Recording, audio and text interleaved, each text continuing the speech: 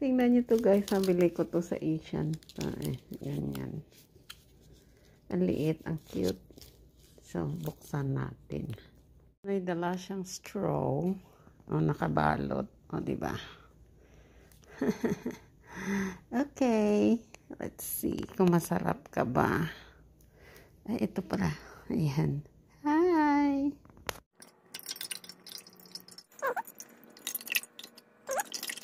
Ito yung kanyang itsura. Oh, manipis lang. Medyo malambot. Masarap yung tubig, guys. Matamis. Sarap. Ang sarap. Parang buko sa Pinas lang. Ang tagal ko nang nakatikim ng buko na ganito.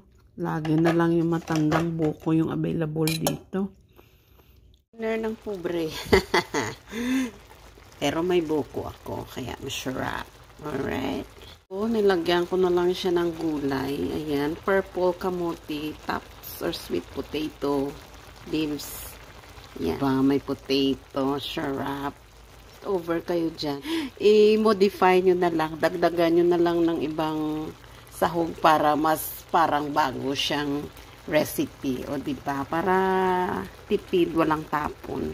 Yung buko. Oh, ha? Sarap. Ang tamis-tamis. Ang sarap-sarap. Ito na. Kainan na. O, diba? Kahit na isda lang yung ulam mo. Isda lang, ha? Mahalang isda. Mas magandang isda. Para imagine mo na, karne din yan or, meat. Lagyan mo ng sahog na feeling may, dyan, may karne. Pero, mas prefer ko to kasi mas masustansya. Sarap nito. Fresh from the bakuran. Yung mga dahon-dahon na talbos.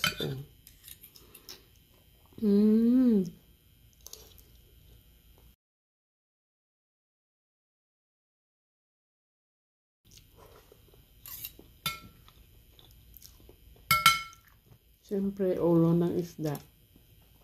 Oh, diba?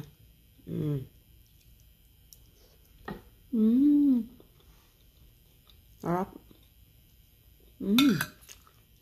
Maasim-asim na maanghang-anghang.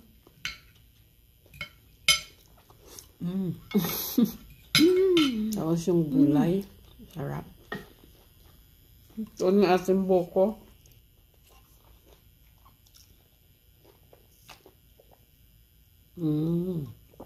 Super. Sarap. Tamis. Parang fresh from the coconut tree talaga yung lasa niya. Okay, dahil masyadong matamis yung ating coconut, yung coconut, it's very sweet. So, lagyan ko ng unsweetened na fresh milk. Para, ayan. Basta unsweetened to. Ayokong pakita yung label. Baka bawal. Yung brand, should I say. Ooh. Oh, wow. Hindi ko nalalagyan ng ice kasi cold na yung milk. Cold din yung coconut kasi nakadalawang araw na yan siya sa fridge. So, yan. Okay. Ay, sarap nito.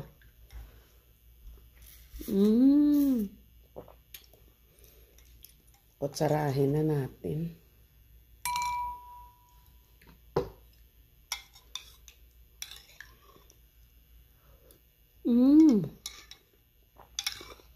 Sarap. Sarap yung ice candy,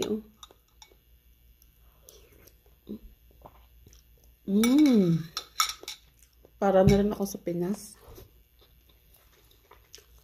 Walang na-picture. Wala lang. Tamad ako mag-vlog.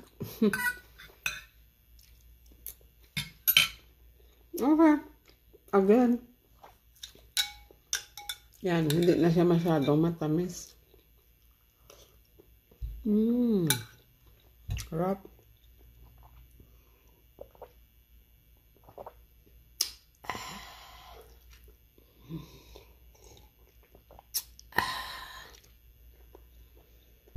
Okay.